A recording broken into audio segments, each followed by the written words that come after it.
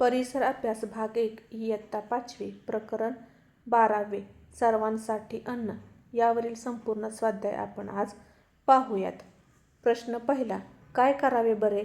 प्रश्न पहा, कुंडीतील रोप वाढत नाही. उत्तर, कुंडीतील रोपाला योग्य प्रमाणात सूर्यप्रकाश मिळत आहे का ते पाहावे आणि त्याला सूर्यप्रकाशात ठेवावे. रोपाला नियमित व योग्य प्रमाणात पाणी द्यावे. रोपांची माती भुसभुशीत करून तिला योग्य ती खते किंवा पोषक घटक द्यावेत.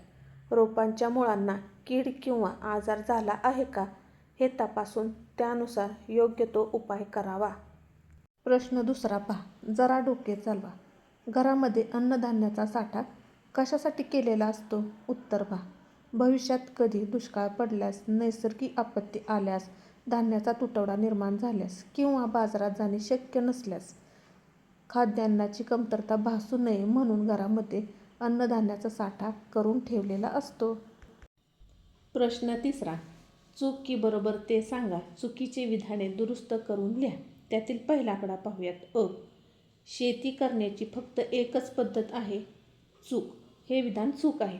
दुरुस्त विधान पाहूयात. शेती करण्याच्या पारंपरिक आणि आधुनिक अशा अनेक पद्धती आहेत. पुढील आकडा आ, आपला भारत देश शेतीप्रधान आहे.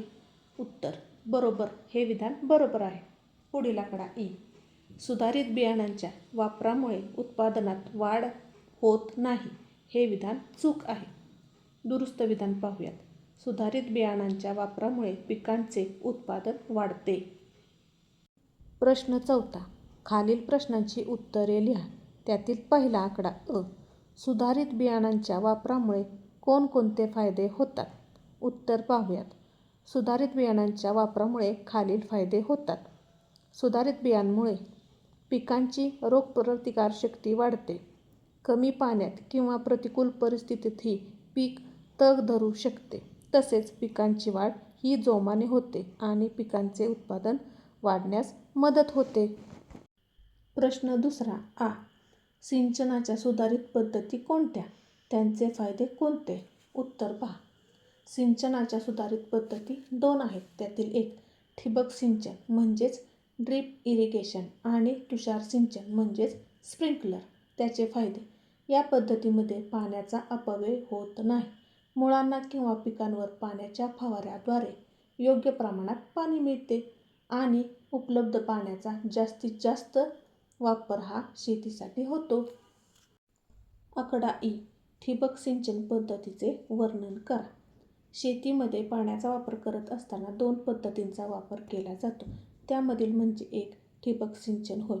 ठिबक सिंचन पद्धतीमध्ये पाण्याचा वापर अत्यंत काटकसरीने केला जातो. यामध्ये पाईपलाईनला लहान छिद्रे किंवा ड्रिपर्स जोडलेले असतात, ज्यातून थेंब थेंब पाणी थेट पिकांच्या मुळाशी सोडले जाते. यामुळे बाष्पीभवन होऊन पाण्याचा अपव्यय होत नाही. पुढील आकडा ई, कोणकोणत्या कारणांमुळे वाढत्या पिकांचे नुकसान होते? विविध कारणांमुळे वाढत्या पिकांचे नुकसान होऊ शकते. त्यामध्ये अवकाळी पाऊस, पूर किंवा तीव्र दुष्काळ यांसारख्या नैसर्गिक आपत्तीमुळे, मुसळधार पावसामुळे, जमीन वाहून जाण्यामुळे तसेच विविध किडी, उंदीर, घुशी आणि रोगांच्या प्रादुर्भावामुळे वाढत्या पिकांचे मोठे नुकसान होते. आकडा उ, पिकांचे नुकसान टाळण्यासाठी कोणकोणते उपाय योजतात? पिकांचे नुकसान टाळण्यासाठी खालील उपाय योजले जातात. त्यामध्ये किडींचा प्रादुर्भाव रोखण्यासाठी योग्य ती कीटकनाशके फवारली जातात. तसेच पिकांचे पाखरे व प्राण्यांपासून संरक्षण केले जाते. शेतात राखण केली जाते किंवा मचाण, ढोल वाजवणे यांसारखे उपाय केले जातात. त्याचप्रमाणे रोगांपासून संरक्षणासाठी रोगट झाडे काढून टाकली जातात. पुढील आकडा उ, जमिनीचा कस कशामुळे कमी होतो? उत्तर पहा, जमिनीचा कस खालील घटकांमुळे कमी होतो. त्यामध्ये रासायनिक खतांचा आणि कीटकनाशकांचा अतिवापर केल्यामुळे, सतत एकच पीक घेतल्यामुळे, जमिनीची योग्य मशागत न केल्यामुळे तसेच पाण्याचा निचरा योग्य प्रकारे न झाल्यामुळे जमिनीचा कस हा कमी होतो. पुढील आकडा ए. आधुनिक तंत्रज्ञानामुळे शेतीच्या पद्धतीत कोणते बदल झाले आहेत? उत्तर पाहूयात. आधुनिक तंत्रज्ञानामुळे शेतीच्या पद्धतीत विविध बदल झालेले आहेत. त्यामध्ये शेतीत ट्रॅक्टर, मळणी यंत्र यांसारख्या यंत्राचा वापर वाढला आहे. सिंचनासाठी ठिबक व तुषार सिंचन वापरले जाते. तसेच जमिनीची सुपीकता तपासणे, हवामानाचा अंदाज घेणे, सुधारित बी बियाणे आणि रासायनिक तसेच सेंद्रिय खतांचा वापर यामुळे शेती सुधारली आहे. पुढील आकडा पाहूयात. ए. कोणकोणत्या पद्धतीने धान्य टिकवता येते?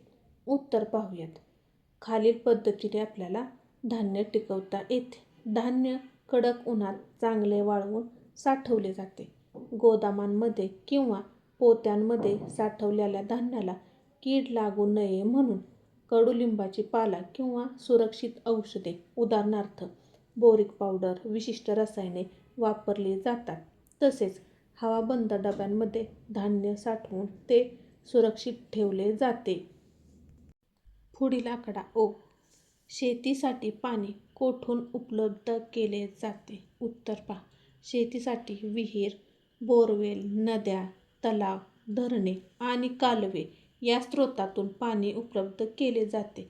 तसेच पावसाच्या पाण्यावरही शेती अवलंबून असते. प्रश्न 5. जोड्या जुळवा. अ गट आणि ब गट. पाठ्यपुस्तकामध्ये तुम्हाला जोड्या जुळवण्यासाठी सांगितलेल्या आहेत. आपण डायरेक्ट उत्तरच पाहूयात. 1. दमट हवेतील धान्यसाठा याची जोडी आहे बुरशी न लागणे इ. 2. कोरड्या हवेतील धान्यसाठा याची योग्य जोडी आहे आ.